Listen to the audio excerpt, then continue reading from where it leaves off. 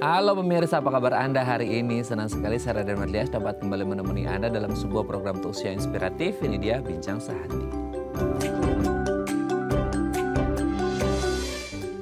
Ya pemirsa, kalau ngomongin tentang penyakit ya, di dunia ini banyak banget penyakit ya. Pernah nggak salah satunya mungkin Anda ngerasa kayak pernah di satu waktu gitu ya, Anda ngerasa kayak ada otot gitu ya di salah satu bagian tubuh Anda yang kerasa itu kok mudah lemah gitu ya, jadi agak melemah fungsinya gitu, entah itu saraf atau otot gitu ya, yang akhirnya membuat kegiatan Anda ini jadi agak terhalang gara-gara karena melemahnya otot ini, Anda jadi suka capek gitu ya, bentar-bentar aktivitas udah capek, bentar-bentar udah lelah gitu, jadi nggak bisa maksimal aktivitasnya. Nah, bisa jadi ini tanda-tandanya Anda mengalami yang namanya miastenia gravis. Wah, apa itu Mas miastenia gravis? Nah, mungkin banyak dari Anda yang juga baru dengar ya, kebetulan saya juga baru dengar ya miastenia gravis. Nah, makanya hari ini kita akan belajar apa itu miastenia gravis dan caranya supaya kita tetap waspada gitu ya, supaya tidak mengalami penyakit yang satu ini. Nah, inilah topik yang akan kita bahas hari ini, yaitu waspada miastenia gravis. Oke, ngomongin tentang miastenia gravis ini kan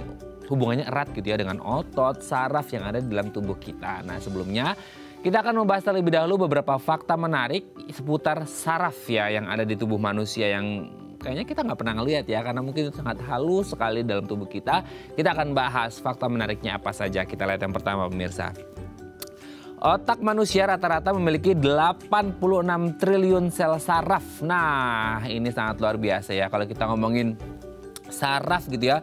Dalam tubuh manusia memang sebagian besarnya itu ada di otak gitu ya, dan ternyata otak yang menjadi sumber perintah gitu ya, sumber sensor semua dalam tubuh kita ini memiliki 86 triliun. Bayangin, 86 triliun itu banyak banget ya sel saraf. Nah, ini fungsinya apa aja sebanyak 86 triliun sel saraf yang ada di otak kita? Ini ternyata fungsinya beragam juga ya. Nanti akan kita bahas nih sebenarnya banyaknya segitu dan fungsinya apa aja gitu ya.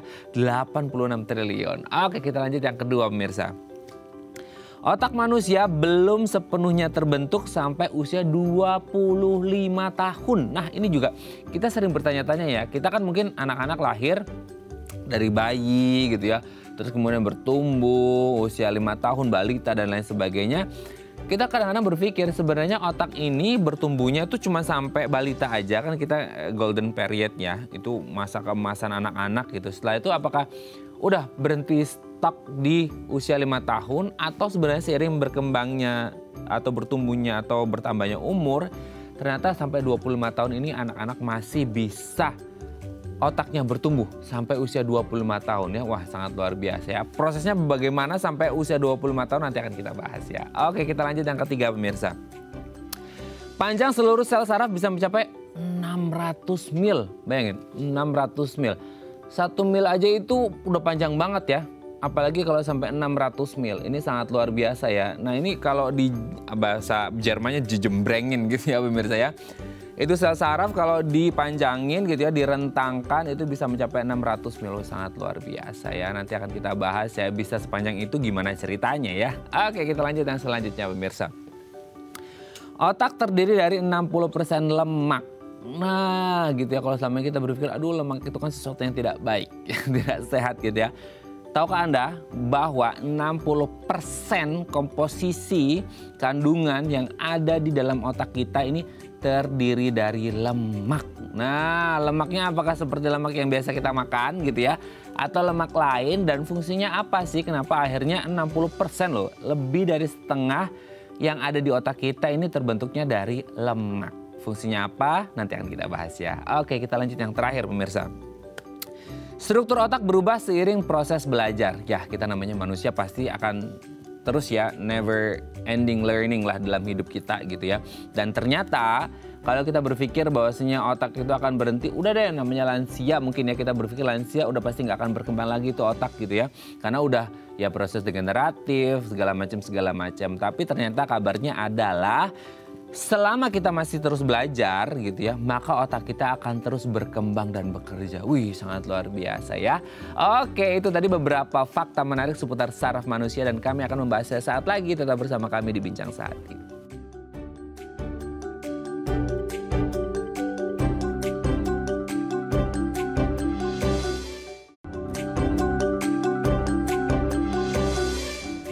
Baik, Anda masih bersama kami di Bincang Sehati. Tadi di segmen sebelumnya kita sudah membahas ya beberapa fakta menarik seputar saraf yang ada di dalam tubuh manusia. Nah, untuk membahasnya ini telah tersambung bersama kami di sambungan Zoom dengan Dr.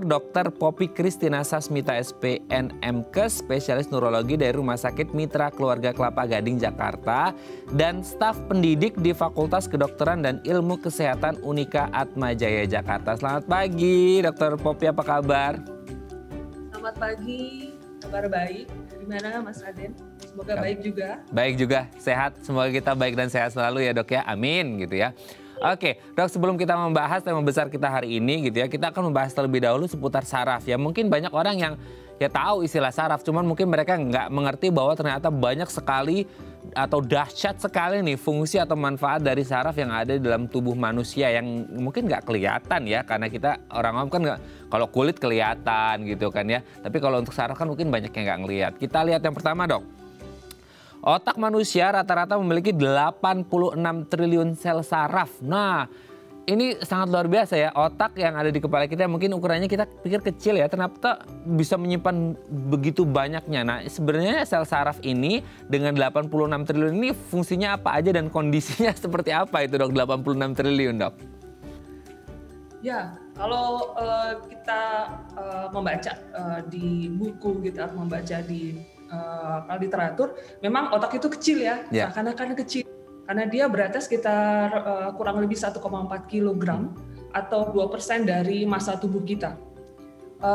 Dengan ukuran segitu, memang isinya tuh tidak hanya seperti benda padat saja gitu otak gitu, tapi ada sel saraf yang kecil-kecil yang memang tidak tampak langsung dengan mata. Ya, dan memang jumlahnya itu bisa sampai triliun itu. Yang tepatnya adalah sebetulnya jumlah sel otak di otak ya, itu 100 miliar. Belum termasuk sel pendukungnya, karena sel neuron itu tidak neuron saja, tapi ada sel pendukungnya. Jadi ada serabut-serabut sarafnya. Nah, itu yang dimana jadi triliun itu. Wow. Nah, kalau dibilang makanya kerja otak kita kompleks. Kompleks dengan jumlah yang sedemikian banyak, kerjanya kompleks.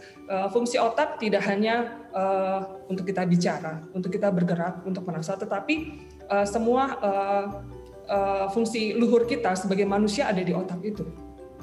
Fungsinya itu. Nah, kemampuan otak manusia ditentukan tidak hanya karena jumlahnya sel saja, tetapi dari hubungan yang terbentuk di antara syaraf atau yang kita sebut dengan sinaps. Makin banyak sinaps yang terbentuk, maka semakin tinggi kapasitas otak itu untuk memperoleh informasi. Begitu Mas Raden. Sangat luar biasa ya, otak kita yang cuma 1,4 ya, 2% dari massa tubuh, bobot tubuh kita ya, ternyata dahsyat menyimpan triliunan sel saraf ya. Ini sangat luar biasa. Ini anugerah ya dok ya, ini canggih banget dari Tuhan ya dok ya. Oke, dok, kita lanjut yang kedua dok. Otak manusia belum sepenuhnya terbentuk sampai usia 25 tahun. Berarti sampai 0 sampai 25 tahun ini otak manusia akan terus bertumbuh terus dan akan mandek di usia 25 atau gimana tuh dok? Perkembangan otak sebetulnya tidak akan berhenti. Jadi sebetulnya gini, pertumbuhan dan perkembangan otak itu dimulai sejak dalam kandungan. Pada kira-kira otak itu terbentuk minggu ketiga sampai keempat setelah pembuahan. Ya, awalnya otak itu hanya seperti tabung. Lalu tabung itu berkembang menjadi gelembung otak akan berkembang, bagian depan akan menjadi otak, bagian belakang akan menjadi medula spinalis atau disebutnya sumsum tulang belakang. Nah, perkembangan itu akan terus berlanjut dari, kalau kita pernah melihat otak sapi mungkin ya, itu kan ada kayak keriputnya ya, lekukan-lekukannya. Masa bayi itu nggak ada lekukan itu. Waktu di janin ya, makin lama dia berkembang, dia lekukannya makin ada. Itu perkembangan itu yang memungkinkan maka otak mempunyai struktur yang neuronnya makin banyak, serabutnya makin banyak gitu ya. Nanti mielinnya juga makin banyak. Dan perkembangan pada saat lahir, remaja, dewasa itu tetap berkembang. Maka fungsinya juga kalau kita lihat cara kita mengambil keputusan itu berbeda pada anak-anak, remaja, dewasa. Nah, secara teori perkembangan otak itu dari belakang ke arah depan. Ada bagian otak tertentu memang yang berkembang terus-menerus. yaitu daerah bagian depan atau bagian frontal atau tepatnya daerah prefrontal. Nah, prefrontal itu yang berperan untuk fungsi kognitif.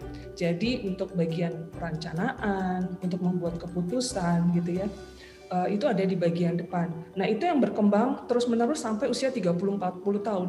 Makanya tadi kalau faktanya belum sempurna terbentuk, ya karena yang prefrontal itu yang paling lama perkembangannya. Gitu Mas Raden. Oke, sangat luar biasa ya. Hari ini kita banyak insight-insight baru ya ini dari Dr. Poppy ya, sangat luar biasa. Oke, kalau tadi ini mungkin ada hubungan dengan yang poin pertama tadi ya. Kalau tadi 86 triliun sel saraf, katanya nih kalau dibentangkan sel saraf ini bisa mencapai 600 mil panjangnya nih, Dok. Waduh, panjang banget ya itu. Terus sepanjang itu dia ada dalam tubuh kita, Dok. Betul, dengan jumlahnya segitu banyaknya ya, miliar sampai triliun yang dari sel pendukungnya, sel glianya. Jadi kalau dijajarin atau dibarisin, tadi kalau istilahnya Mas Raden dijembrengin, itu betul. Itulah betapa kompleksnya otak kita. Jadi dengan fungsi yang kompleks, kita sebagai manusia tidak hanya untuk bergerak, tidak hanya untuk merasakan, tetapi juga untuk berpikir, mengambil keputusan, itulah otak kita. Jadi kalau kita panjangin ya, panjangnya 600 mil itu. Sangat luar biasa ciptaan Tuhan ini, memang tidak ada duanya ya. Oke, yang selanjutnya adalah, nah ini nih, kadang-kadang orang paling anti dengan satu kata ini, lemak gitu ya. Nah ternyata otak ini 60%-nya adalah lemak. Ini lemak yang seperti apa maksudnya, Dok? Dan fungsinya seperti apa kok lemak gitu atau gimana tuh? Ya betul, di otak kita memang strukturnya hampir sebagian besar dari lemak. Yang seluk myelin gitu, itu juga terdiri dari lemak. Dan lemak ini sangat penting untuk kinerja otak. Kalau maksudnya gini ya, bukan lemak yang kita makan sebetulnya, tapi otak itu, gitu sih. Di dalam otak betul ininya lemak. Oke ya, jadi beda ya pemirsa. Ini jadi kepikiran. Iya. Oke, jadi beda ya antara lemak yang kita makan gitu ya sama junk food yang Anda makan itu kan banyak lemaknya pemirsa. Nah itu lemaknya beda dengan lemak yang ada di dalam otak kita ya. Oke, yang terakhir Dok, struktur otak bisa berubah seiring proses belajar. Nah ini mungkin hubungannya dengan poin yang kedua tadi ya, karena ternyata otak ini tak akan terus bekerja. Tapi strukturnya, kalau bekerja betul akan terus bekerja, tapi strukturnya memang akan berubah. Mungkin sama halnya dengan yang tadi dokter sebutkan ya, yang bayi kan masih plontos, yang masih mulus, terus tiba-tiba dia ketika plontos kayak ini ada di Corbuzier ya. Maksudnya yang setelah dewasa dia jadi beletuk-beletuk tuh, gimana tuh? Iya betul, otak manusia itu memiliki kemampuan yang sangat hebat. Jadi sebetulnya kalau secara volume mungkin tidak berubah, gitu ya, ukuran tidak berubah. Tetapi otak itu mempunyai kemampuan adaptasi yang kita sebut dengan neuroplastisitas, yaitu kemampuan otak untuk adaptasi dengan perubahan yang baru atau adaptasi dengan pembelajaran yang baru. Jadi nanti misalnya yang di dalam otak itu akan terjadi koneksi baru pada saraf. Pada awal tadi pembicaraan yang nomor 1 tadi Mas Raden, otak itu tidak hanya terdiri dari sel neuron, tetapi ada sambungan-sambungannya. Jadi nanti ada akson, ada dendrit. Jadi ada sambungan-sambungannya. Nah, hubungan-hubungan yang antara saraf itu, sinaps namanya, itu akan bertambah. Akan terbentuk yang baru pada saat ada sesuatu yang berubah, atau pada saat kita belajar itu juga sinapsnya akan bertambah. Begitu. Jadi bukan berarti yang bertambah atau lekukannya bertambah, bukan, tetapi adanya penambahan koneksi baru di otak kita. Sangat luar biasa, dari yang sekecil 1,4 kilogram aja bisa berubah-ubah dengan menambah segala macamnya, sangat luar biasa ya. Oke, terima kasih ya Dok ya, ini tadi pernyataan yang sangat luar biasa ya, ilmu-ilmu baru, pengetahuan yang kita mungkin belum tahu selama ini ternyata ada di dalam tubuh kita dan itu sangat-sangat canggih. Next kita bahas tema besar kita hari ini, miastenia gravis, kita akan bahas di segmen selanjutnya Dok ya. Oke pemirsa, kalau Anda punya pertanyaan di 021 290 3244 atau DM Instagram kami di @dafamily, kami akan kembali saat lagi.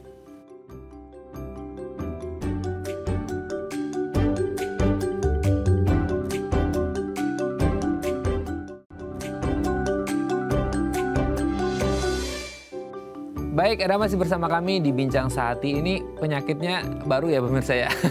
Mungkin belum pernah dengar gitu ya. Saya juga baru dengar ini sih gitu ya. Nanti akan kita bahasnya sama Dokter Poppy ya. Ini sebenarnya penyakit apa gitu ya?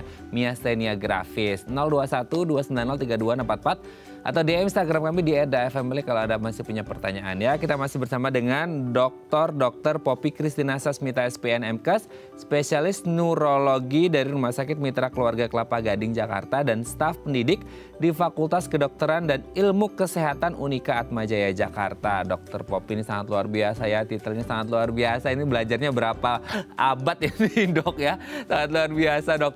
Aduh, kita S1 aja udah ngap-ngapan ya Dok ya. Oke, jadi curhat. Dok, myasthenia gravis ini penyakit apa kok kayak ini ya kalau di perkantoran kayak desain grafis gitu ya, ini istilahnya jadi gimana gitu ya. Myasthenia gravis itu apa Dok? Ya, myasthenia gravis adalah suatu penyakit karena adanya gangguan pada neuromuscular junction. Nah, neuromuscular junction itu tepatnya adalah sambungan antara syaraf dengan otot.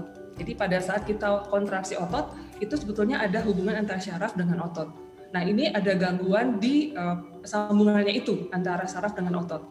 Nah, jadi kalau ada gangguan di sambungannya itu, gejala yang sering dikeluhkan adalah gangguan kekuatan otot.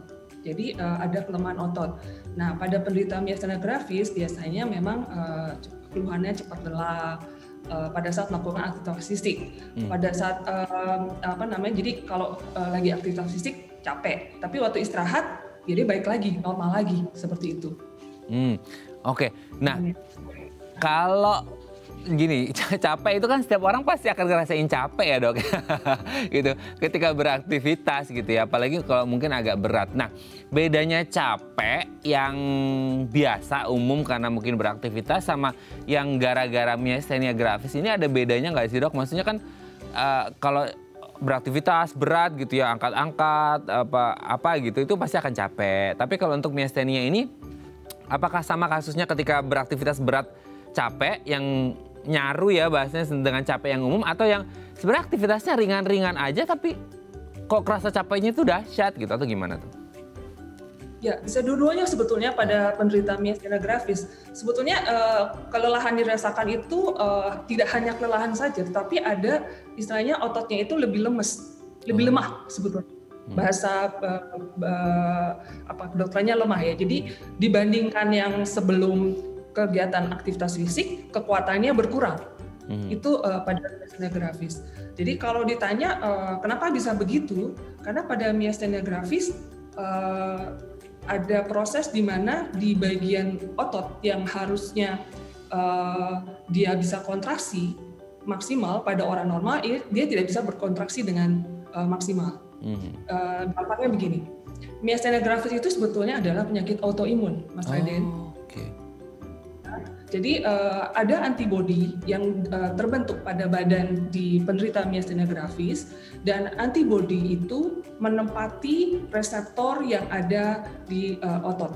Seperti tadi saya sebutkan sebelumnya, pada myasthenia gravis ada kelainan penghubung antara syaraf dengan otot.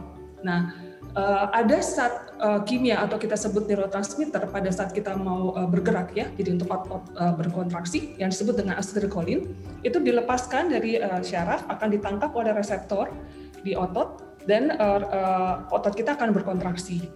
Pada orang myasthenia gravis, antibodi yang terbentuk itu akan menduduki reseptor ini.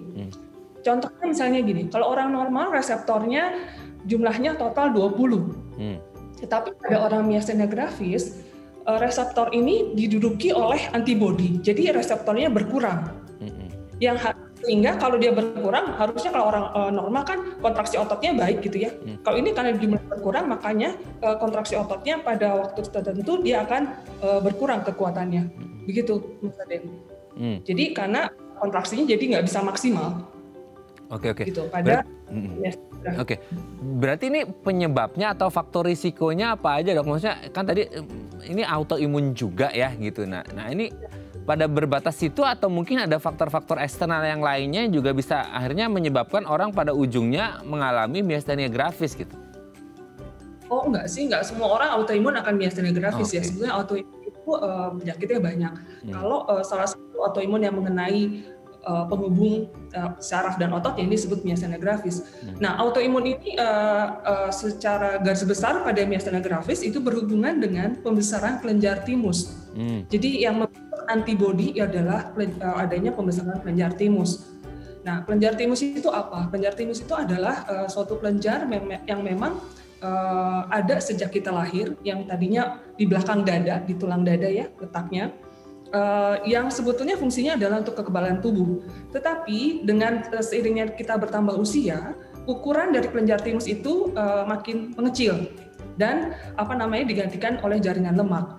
Pada penderita miastenia gravis, kelenjar timus ini masih besar atau lebih besar. Kita sebutnya adalah adanya pembesaran kelenjar timus atau hipertrofi kelenjar timus. Nah, kelenjar timus ini yang membuat antibodi, yang kemudian antibodi itu menduduki reseptor untuk kontraksi otot. Itu, Mas. Oke. Nah, kalau dengan kondisi seperti ini, kalau nggak salah juga kita sempat baca artikel itu, Dok. Kan karena melemah ya, Dok, otot yang sering kita sebagai orang awam tuh kepikiran kalau akhirnya melemah gitu ya. Itu kita ada yang bilang gitu, nggak tahu ini benar atau enggak nih. Gejalanya tuh mirip kayak stroke ringan gitu, Dok. Itu tuh mirip-mirip atau beda atau gimana tuh? Sebetulnya ada beberapa gejala yang mirip. Jadi pada miastenia gravis itu sebetulnya tidak selalu semua ototnya yang kena ya. Jadi tidak selalu ototnya lemah gitu semua. Kadang-kadang hanya kelopak mata. Jadi kelopak mata kalau misalnya dia kelelahan, dia turun kelopak matanya. Jadi dibilangnya kok matanya jadi ini sipit. Ya gitu. Tapi nanti kalau istirahat gitu, dia pejamkan mata sejenak, dia akan lebar lagi misalnya ya. Atau kenanya hanya di daerah otot-otot menelan. Jadi sekarang kalau minum tersedak ya. Atau suaranya tadinya baik gitu ya, jelas lama-lama kok jadi serak. Itu ada, jadi tidak semua kena ke otot. Tapi ada juga beberapa kasus yang kenanya ke semua otot ya. Jadi kalau dia pakai kok lemah ya, untuk ngangkat aja nggak bisa. Nah, pada kondisi yang misalnya tiba-tiba matanya turun, kok tiba-tiba tangannya nggak bisa diangkat, atau kok kakinya lemah, itu jadi mirip dengan stroke, betul. Tapi perlu diingat adalah kalau pada miastenia gravis, kalau misalnya dia lemah, dipakai untuk istirahat, dia akan balik normal. Jadi yang tadi reseptornya itu berkurang, dengan dia istirahat, kesannya seperti di-charge kalau handphone. Jadi dia akan kontraksi lagi, baik lagi, normal lagi. Kalau pada stroke tidak bisa seperti itu. Kalau pada stroke itu penyebabnya adalah gangguan aliran pembuluh darah otak. Jadi entah itu ada sumbatan, entah itu ada pecah pembuluh darah. Dan kalau ada gejala tidak akan sembuh dengan istirahat. Bedanya itu. Oke, tapi sebenarnya kalau kayak tadi, Dok, kelopaknya menurun atau ada yang melemah gitu ya, itu sebenarnya sifatnya dia akut, tiba-tiba pada saat itu tiba-tiba plek aja gitu ya. Kan mungkin gejala-gejalanya tadi mudah lelah, tapi kalau mudah lelah kan mungkin agak nyaru ya, orang tidak terlalu kepikiran bahwa ini akan berujung pada miastenia gravis gitu. Tapi kalau untuk kelopak mata nurun, apalagi sebelah gitu kan udah pasti ada indikasi tertentu nih gitu. Nah, kalau untuk miastenia gravis ini sifatnya dia menurunnya bertahap ya, kronik, atau sebenarnya dia akut tiba-tiba menurun gitu? Ya, sebetulnya tergantung aktivitasnya gitu. Ada pasien misalnya, dia udah depan komputer terlalu lama misalnya, pakai gitu, kelopak matanya turun sebelah. Tapi nggak langsung yang tutup semua rapat ya, enggak sih. Jadi kelihatannya beda aja kiri kanan. Tapi nanti kalau diistirahat cukup, ya kelopak matanya kembali lagi normal. Seperti itu. Oke. Nah, ini gimana, Dok? Silakan. Bukan penyakit yang akut, jadi bukan seperti stroke ya. Stroke kan tiba-tiba. Kalau ini kan ada hubungan dengan aktivitas, karena hubungannya adalah dengan kontraksi otot. Ya, kalau misalnya reseptornya cukup, kita mau kontraksi otot, mau kegiatan seperti apa, tetap istilahnya gini, listrik yang dikasih itu tetap jalan gitu ya. Kalau di handphone gitu ya, diterima oleh handphonenya waktu di charge, karena masih baik reseptornya. Tapi kalau pada miastenia gravis, reseptornya dia berkurang. Jadi mau dikasih listrik kayak apa, yang nangkep itu hanya sedikit. Jadi dia perlu waktu dia untuk kontraksi untuk kembali normal lagi gitu. Oke ya. Jadi langsung blek, langsung akut seperti stroke ya. Oke, tapi kalau berbicara tentang gejalanya yang tadi sudah disebutkan, ini orang yang mengalami miastenia gravis gejalanya akan serupa sama atau berbeda-beda, Dok? Maksudnya dalam satu orang atau tiap berbeda tiap orang. Maksudnya satu orang nih A, gejalanya ABC, atau di B ABC juga, atau bisa jadi BCD gitu, atau berbeda-beda? Bisa beda-beda. Ada yang hanya kelopak matanya saja, ada yang tadi kok suaranya makin lama aku makin serak kalau dia bicara kelamaan. Jadi, kalau mau jadi MC atau penyanyi susah. Kalau misalnya dia nyanyi toto suaranya hilang habis atau serak gitu. Ya, kayak bisa beda-beda setiap orang.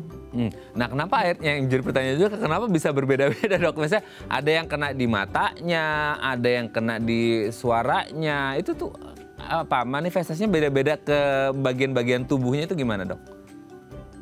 Ya, kalau ditanya kenapa begitu, sebetulnya miastenia sendiri ada beberapa tipe ya, ada 5 tipe. Jadi tergantung tipe mana yang kena. Kalau tipenya tipe yang okular itu artinya mata gitu ya, kenanya memang hanya mata aja. Jadi antibodi yang terbentuk itu menduduki reseptor untuk otot yang untuk gerak bola mata saja gitu. Misalnya kenanya yang miastenia gravis yang umum, berarti nanti kenanya ke otot yang lebih ke arah gerak gitu ya, untuk ke lengan, untuk kayak jadi dia lebih lemas. Nah, untuk yang miastenia gravis yang umum memang itu yang lebih banyak, 50-80% miastenia gravis itu yang tipenya umum.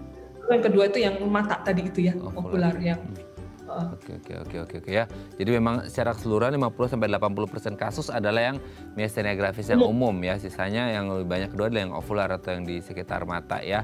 Nah, ini menjadi catatan bersama ya, kalau Anda mulai lelah, mungkin matanya lagi kerja di komputer gitu, terus ada turun sebelah, ya hati-hati, istirahat dulu gitu ya, Dok ya.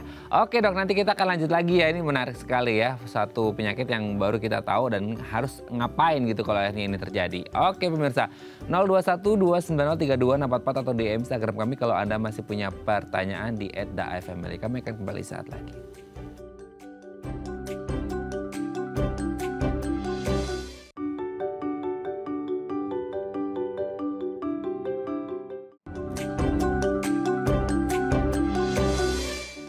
Baik, Anda masih bersama kami di Bincang Sehati. Kita masih membahas salah satu penyakit yang mungkin masih baru di pengetahuan kita ya, miastenia gravis. Kalau Anda punya pertanyaan di 021-290-3244 atau di Instagram kami di @daifamily. Kita masih bersama dengan Dr. Poppy Christina Sasmita SPN MKes, dokter spesialis neurologi dari Rumah Sakit Mitra Keluarga Kelapa Gading Jakarta dan staf pendidik di Fakultas Kedokteran dan Ilmu Kesehatan Unika Atmajaya Jakarta. Dok, kita lanjut lagi ya.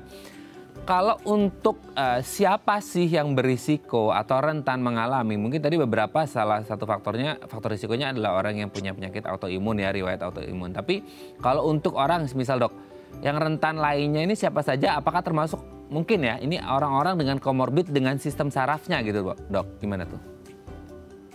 Ya, sebetulnya orang dengan komorbid maksudnya dengan diabetes gitu ya, dengan hipertensi itu belum tentu juga terkena miastenia gravis ya. Tapi kalau ditanya siapa saja yang dapat terkena miastenia gravis, ya siapa saja bisa terkena. Dan kalau dilihat jumlah yang sering terkena itu sebetulnya wanita lebih banyak. Itu sekitar usia 20-30 tahun. Tapi kalau laki-laki biasanya lebih terjadi di usia yang lebih tua, di atas 50 tahun. Itu untuk laki-laki. Nah, intinya adalah karena ini autoimun, dan autoimun itu paling sering karena disebabkan tadi adanya pembesaran kelenjar timus, sebetulnya hubungannya dengan kelenjar timus tadi, itu Mas Raden. Jadi kalau misalnya kelenjar timusnya pertanyaan gini sering ditanya, kalau seandainya pasien dengan miastenia gravis, apakah kelenjar timusnya selalu membesar? Ya tidak juga sebetulnya. Tapi sebagian besar pasien dengan miastenia gravis kelenjar timusnya membesar, gitu. Oke, ini kan rata-rata kalau tadi disebutkan wanita gitu ya, terus di usianya juga lumayan produktif ya, meskipun usia wanitanya lebih muda dibandingkan usia laki-laki tadi ya, Dok ya. Nah, apakah ini juga erat kaitannya dengan produktivitas seseorang, aktivitas fisik seseorang yang akhirnya berpengaruh pada otot dan sistem sarafnya sehingga ketika beraktivitas mudah capek, dan ini hubungannya dengan miastenia gravis, Dok? Oh, enggak juga sih sebetulnya. Maksudnya karena dia usia produktif lebih banyak jadinya terkena miastenia, enggak juga. Oke, berarti memang tidak ada hubungannya ya, tapi kebetulan di wanita di usia-usia yang lumayan produktif gitu ya. Nah, oke, kalau akhirnya terjadi dok di usia-usia segitu, apakah orang-orang yang mengalami miastenia gravis deh gitu, ini sebenarnya bisa dilakukan penanganan dulu nggak sih dok? Di rumah kan tadi dokter menyebut istirahat aja dulu, nanti misal di mata ya meremin, nanti kelopak matanya bisa gede lagi kok gitu. Nah itu sebenarnya bisa ditangani dulu di rumah semua kasus dari miastenia gravis atau gimana? Ya, kalau keluhannya misalnya ya, kok kelopak matanya turun sebelah atau suaranya serak dan kalau khusus ya sudah didiagnosa miastenia gravis, sebetulnya apakah ada penanganan khusus seperti stroke? Kalau stroke kan udah tahu dari sebelah tidak bergerak, penanganannya adalah langsung minum pengencer darah misalnya gitu ya. Jadi kalau miastenia gravis sebetulnya tidak ada pengobatan khusus ya. Ya kalau memang kelopak mata turun, istirahat. Yaitu ciri khas dari miastenia gravis adalah pada saat istirahat kekuatan ototnya balik normal, kembali ke normal lagi. Itu ciri khasnya. Jadi istirahat saja gitu, nanti dia akan kembali normal. Tapi ada nggak sih dok, mungkin ada kasus gitu ya, ya mungkin dokter Papi juga pernah atau sedang mendapat pasien miastenia gravis, ini yang dia sampai harus dibawa ke rumah sakit gitu. Jadi kan untuk menegakkan diagnosis kan harus ke rumah sakit dokter gitu ya. Nah setelah ditegakkan kan katanya bisa di rumah istirahat gitu. Tapi ada nggak kasus yang akhirnya orang ini nggak bisa nih kayaknya di rumah gitu, harus ditangani di dokter. Nah di kondisi atau situasi atau di titik mana sehingga orang ini udah nggak bisa lagi nih ditangani di rumah, harus dengan perawatan intensif di dokter gitu? Ya, kalau ada keluhan yang mengalami kelemahan otot secara menyeluruh, terutama kelemahannya itu karena terlalu lemah ya, dan mengenai otot-otot pernafasan, jadi termasuk otot diafragma, otot pernafasan, jadi ada gangguan dalam bernafas, itu harus dibawa ke rumah sakit. Nah, kondisi seperti itu kita sebut dengan krisis miastenia. Krisis miastenia adalah kondisi yang memang harus secepatnya dibawa ke rumah sakit. Karena kalau dengan kondisi seperti itu tidak bisa bernafas, jadi ini otot dada itu nggak bisa berkembang gitu ya, tidak bisa bernafas. Penderitanya harus dibantu dengan alat bantu nafas gitu ya, harus ada obat-obatan yang kita berikan secara suntikan gitu ya, melalui pembuluh darah vena harus masuk. Itu yang sudah berat ya, jadi kondisi yang kita sebut dengan krisis miastenia. Krisis miastenia ya, itu ya hubungannya memang otot tadi ya. Karena kita bernapas juga butuh ya gitu. Dan ternyata itu bisa menyerang otot di sistem pernapasan kita. Ya iyalah kalau nggak bisa bernapas ya bisa check out ya dok ya. Ini sangat mengerikan sekali gitu ya. Dan itu bisa. Dan kalau kita bernafas, kalau kita tanpa kita sadari ya, sebenarnya kita pada saat kita bernafas kan otot dada kita bergerak ya. Ya, kembang kempis gitu ya. Kempis ya, sebetulnya itu otot dada itu berperan, termasuk diafragma. Diafragma itu adalah sekat rongga dada. Jadi supaya paru-paru kita bisa berkembang. Nah, kalau pada kondisi krisis miastenia, otot itu terkena, kan nggak bisa dia kontraksi otot. Jadi orang bisa bernafas. Oke. Aduh, semoga tidak mengalami ya, serem banget. Tapi dok gini, ini kan kasus ya krisis miastenia, case by case lah gitu. Tapi kalau yang benar tadi kita agak mundur lagi ya, yang penanganan sendiri di rumah dengan istirahat. Nah, yang jadi pertanyaan tuh gini dok, ketika akhirnya ini udah bisa ditegakkan diagnosis ini miastenia gravis, udah istirahat aja di rumah gitu. Tapi apakah ini bisa nanti kan tidur gitu ya, misal kelopak matanya turun tidur, pas bangun udah gede lagi kelopak matanya gitu. Nah, ya normal maksudnya gitu ya. Terus kemudian ya seiring berjalannya waktu, aktivitas lagi, itu pasti akan berulang lagi nggak sih dok? Maksudnya kan yang ringan gitu ya. Ringan sih memang enak ya penanganannya bisa dengan istirahat atau tidur gitu. Tapi apakah ada kemungkinan akan terjadi lagi itu miastenia gravisnya? Kecuali yang berat-berat tadi ya dok gitu. Ya, sebetulnya bisa berulang.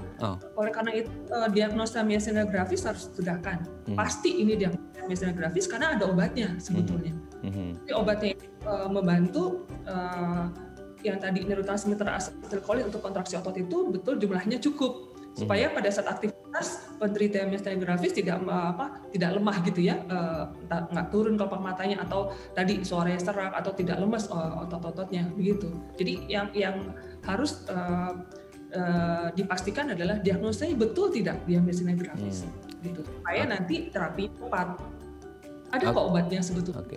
Oke, sebelum ngomongin obat dok, ini masih dengan yang sama. Kalau akhirnya berulang terus kayak gitu, itu maksudnya masih yang miastenia gravis yang umum, yang biasa, atau karena udah terjadinya terus menerus, jadi tetap harus ada penanganan dari dokter untuk tindakan medis?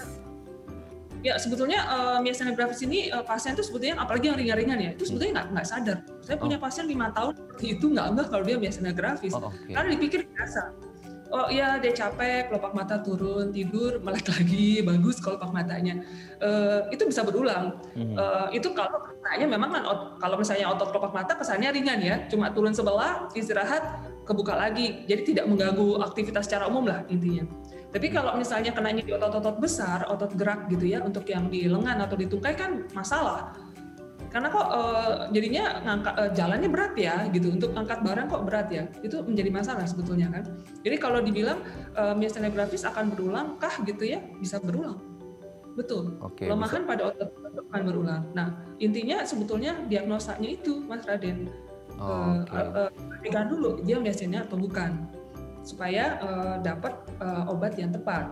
Karena sampai saat ini gitu ya, penderita miastenia gravis itu belum terlalu ngeh kalau dia miastenia gravis. Beda dengan stroke ya. Kalau stroke kan kesemutan sedikit orang sekarang udah aware nih. Oh kayaknya takutnya stroke nih gitu ya. Oh miring sedikit, oh ini kayaknya stroke, dia lemas sedikit stroke. Tapi miastenia kan enggak. Karena tadi begitu dia istirahat hilang lagi keluhannya atau gejalanya. Jadi kayak normal lagi gitu Mas Raden. Sebetulnya kalau dibilang berulang ya pasti berulang. Bisa berulang selama belum ditangani dengan tepat. Oke, jadi akhirnya mereka banyak yang nggak aware gitu ya dok ya kalau mereka mengalami miastenia gravis, karena dipikirnya mungkin pas lagi capek aja gitu ya, dibawa bobo gitu ya, matanya pas bangun udah gede lagi gitu ya. Jadi akhirnya nyaru dengan kondisi yang lain. Oke dok, sebelum kita lanjut dok, ini ada DM Instagram dari pemirsa, aku bacakan ya dok ya. Ini dari Pak Rudi. Dok, saya itu beberapa waktu lalu sempat mengalami gejala yang tadi disebutkan. Oke, terus ada yang ketarik saraf atau ototnya gitu ya. Saraf atau otot di sekitar mulut atau pipi. Nah, tapi selang 1-2 hari balik normal. Itu kenapa ya? Terima kasih. Oke, gejalanya sama ya tadi disebutkan sama dokter Poppy. Terus ada ketarik kayak saraf atau ototnya di sekitar mulut atau pipi. Selang 1-2 hari udah balik lagi normal seperti biasa. Itu kenapa? Ini miastenia gravis juga atau apa ini dok kira-kira? Nah ini susah juga ya. Ya dimasuk ketarik tuh maksudnya miring ya? Iya mungkin kalau ya bahasnya orang umum mungkin ketarik semacam miring gitu ya? Miring mungkin ya dok ya? Ya sebetulnya secara umum miastenia gravis tuh jarang sampai wajah miring gitu, jarang ya. Tapi karena kalau misalnya memang yang dimaksud Pak Rudiana ya. Kalau dimaksud dengan Pak Rudiana misalnya sekitar daerah pipi ototnya ketarik atau mulut, harus dipastikan lagi apakah jangan-jangan ada stroke ringan. Ya kita nggak tahu juga gitu. Karena kalau miastenia nggak sampai berhari-hari tuh. Ini kan setelah 1-2 hari ini baru normal. Miastenia gitu coba dipakai istirahat dia akan balik normal sebetulnya. Ini kan 1-2 hari ya baru balik normal ya. Takutnya ini bukan miastenia, tahu ada diagnosa lain gitu. Maksud saya. Apakah mungkin ya nauzubillah ya, maksudnya ada ke penyakit yang lain mungkin semacam seperti mungkin ya dok ya Bell's palsy atau Ramsay-Hunt gitu, itu ada tendensi ke sana atau enggak itu kira-kira? Kalau Bell's palsy Ramsay-Hunt kan kenanya di saat nomor 7 bagian wajah ya. Itu setengah wajah dari atas sini sampai bawah itu kena. Jadi ada kelumpuhan saraf wajah sebetulnya. Nah, jadi nggak cuma pipi ya, tetapi atas juga kena. Jadi kelopak matanya justru tidak bisa rapat kedipnya. Beda ya, kalau miastenia kan kelopak matanya turun nih. Yeah. Kalau pada Bell's palsy justru kelopak matanya nggak bisa rapat, kebuka terus. Oke. Gitu. Jadi kenanya kalau pada Bell's palsy setengah wajah dari atas ke bawah. Gitu. Oke ya. Memang tetap harus dikonsultasikan gitu ya dok ya untuk mengetahui ini sebenarnya terjadi apa. Karena kalau miastenia tidur sebentar gitu istirahat dia akan kembali normal gitu ya. Dan Bell's palsy Ramsay-Hunt juga bisa jadi dalam waktu yang agak lama juga ya. Ini mungkin ada kesalahan waktu bobo mungkin ya atau gimana gitu. Tetap harus konsultasi ke dokter. Terima kasih Pak Rudia sudah bertanya ke kami dan semoga sehat selalu. Dok, ini kita harus break terlebih dahulu. Kita belum ngomongin tentang pengobatannya, apa yang harus dilakukan ya. Nanti sebenarnya kita juga mau bahas tips untuk menjaga kesehatan saraf. Nanti akan kita bahas kalau cukup waktunya di segmen selanjutnya. Tapi kita mau ngomongin dulu tentang pengobatannya. Nanti kita bahas di segmen terakhir ya dok ya. Oke pemirsa, 021 290 32644 atau DM Instagram kami di @daifamily kalau ada masih punya pertanyaan. Kami akan kembali saat lagi.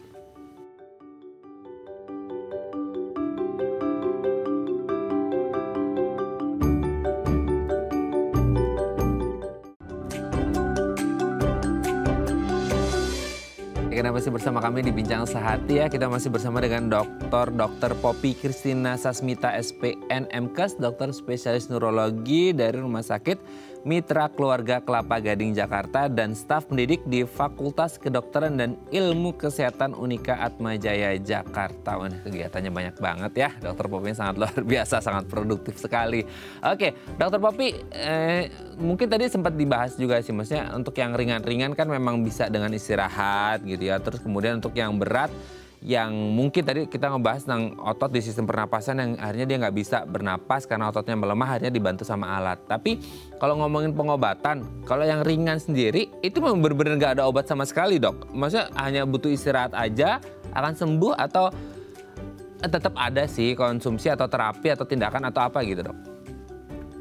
Ya, sebetulnya kalau sudah didiagnosa pasti miastenia gravis itu ada obatnya, Mas Radit. Okay. Obat yang diberikan adalah golongan pyridostigmin. Itu yang akan rutin diminum oleh pasien yang sudah didiagnosa miastenia gravis. Jadi obat itu akan membantu pasien miastenia yang tadi reseptornya itu berkurang karena diduduki oleh antibodi, membantu supaya neurotransmitter asetilkolin ini cukup untuk kontraksi otot. Sebetulnya itu. Jadi ada obat. Ada obatnya ya. Nah, tapi karena kasusnya adalah kemungkinan dia bisa berulang ya. Tadi kan dokter menyebut kemungkinan bisa berulang. Nah, untuk konsumsi obatnya ini sendiri apakah per kejadian ketika mengalami miastenia gravis ini atau sifatnya dia untuk mengontrol supaya tidak terjadi gitu ya. Mungkin kayak penyakit diabetes, metabolik gitu ya, akhirnya dikonsumsi terus supaya tidak gula darahnya tetap terjaga gitu kan. Atau kalau miastenia gravis ini per kejadian terjadi, muncul nih kelopak matanya turun gitu terus minum obat, atau sebenarnya dia bisa harus disiplin terus supaya tidak muncul lagi gitu dok? Diminum terus Mas Raden. Jadi namanya aktivitas kan nggak akan berhenti gitu. Betul. Orang dengan miastenia gravis tetap boleh aktivitas seperti biasa sebetulnya. Tapi jangan dengan miastenia takutnya lemah nggak bisa aktivitasnya, nggak gitu. Jadi obat itu fungsinya adalah supaya kontraksi ototnya tetap baik, maksimal. Jadi dengan aktivitas seperti apapun tidak akan terjadi kelumpuhan itu, atau kalaupun terjadi ringan. Ya, jadi kan nggak enak kalau misalnya lagi capek banget terus matanya nutup sebelah gitu ya. Karena kalau yang ekstrim itu ada yang sampai dia harus angkat gitu kelopak matanya gitu, karena kan susah untuk ngangkatnya. Jadi dia harus begini gitu. Kalau lagi kerja lelah gitu di tempat kerja terus dia tutup sebelah, terus dia harus begitu kan nggak enak. Terus dia harus tidur dulu misalnya, padahal saat itu nggak bisa tidur, ya kan susah juga sebetulnya. Betul. Jadi memang obat itu kalau bisa diminum rutin. Yang pertanyaan selanjutnya adalah kalau pada pasien miastenia gini, apakah pasien miastenia itu ada yang bisa stop obat? Ada yang bisa. Oke. Ada yang bisa. Oke. Nah, ini minum terus disiplin, ada juga yang bisa berhenti konsumsi obat. Nah, ini menarik, di kondisi apa orang ini bisa dinyatakan bisa berhenti obat, sementara tadi kan harus diminum rutin terus tuh dok. Ini menarik nih. Ya, soalnya pada pasien miastenia itu ada kondisi tertentu yang disebutnya adalah fase remisi ya. Jadi kondisi di mana sudah didiagnosa miastenia, sudah diberikan terapi, lalu tidak ditemukan adanya gejala lagi, walaupun dia nggak minum obat. Jadi misalnya obatnya sudah dikurangi atau stop. Jadi ada disebutnya fase remisi pada pasien miastenia gravis gitu. Oke, pada fase remisi itu tidak ada keluhan dan gejala yang terjadi gitu. Itu biasanya fase remisinya berapa lama di supervisinya gitu? Itu individual sih. Gitu. Individual tertentu ya. Okay. Jadi misalnya ada pasien yang udah didiagnosa miastenia oleh dokter udah berapa tahun gitu, dia minum obat, ternyata dia merasa setelah minum obat dia kurangkan, ada pasiennya atau dokter oke nih baik-baik aja dikurangi dosisnya, dicoba stop bisa gitu. Bisa ada ya? pasien miastenia nggak minum obat. Oh, oke Gitu. oke oke. Tapi yang menarik juga tadi aku sempat ingat Dokter Poppy sempat punya pasien yang 5 tahun ya tadi nggak sadar mengalami miastenia. Nah, kalau akhirnya berlarut-larut sampai 5 tahun itu kan waktu yang lama gitu ya. Mungkin selama ini nggak ada efek yang serius ke orang ini. Tapi ada nggak sih maksudnya komplikasi yang bisa saja terjadi ketika miastenia gravis ini tidak ditangani secara baik dan tepat gitu? Ya tergantung terkena otot yang mana sih sebetulnya, Mas Raden ya. Kalau tadi karena pasien saya kan sebetulnya yang 5 tahun karena kelopak matanya aja. Jadi kelopak mata turun, terus kalau dia istirahat ya normal lagi ya kan, tidak mengganggu aktivitas. Tetapi yang menjadi masalah kalau kenanya di otot lain. Jadi otot yang lebih seperti tadi misalnya miastenia gravis yang tipenya umum atau tipe generalized. Adalah jadi kena otot-otot yang untuk aktivitas kita ya, otot lengan, otot tungkai. Ya itu kan sebetulnya atau apalagi kena otot nafas itu kan lebih kelihatan berat. Itu yang memang harus tipe yang mungkin tidak bisa lepas obat ya kalau yang tipe itu ya. Itu sih sebetulnya ya beda sama yang tipe mata. Karena kan dianggapnya kan cuma merem sebelah normal lagi gitu. Oke ya. Jadi memang ya kalau Anda merasa ada sesuatu yang nggak oke dengan mata, misalnya ada kayak turun sebelah segala macam ya tetap harus diperiksakan ya supaya ya meskipun akhirnya kita ngerasa udah merem aja sebentar istirahat udah sembuh lagi, tetap kalau akhirnya berulang lagi kan tadi ada risiko rekurensi ya, dia akan terjadi lagi tetap harus diperiksakan ke dokter untuk mendapatkan diagnosis yang tepat. Terima kasih Dokter Poppy sudah berbagi hari ini pengetahuan baru miastenia gravis ya. Ini semoga bermanfaat untuk teman-teman semua dan sedang mengalami ini, semoga cepat sembuh atau tetap konsultasi boleh deh menghubungi Dokter Poppy ya. Terima kasih Dokter Poppy, sehat selalu, salam untuk keluarga di rumah dan teman-teman di rumah sakit. Selamat pagi Dok. Oke pemirsa, itu tadi perbincangan kita dengan Dokter Poppy. Semoga bermanfaat ya. Saya Raden Matlias pamit, sampai jumpa dan selamat beraktivitas.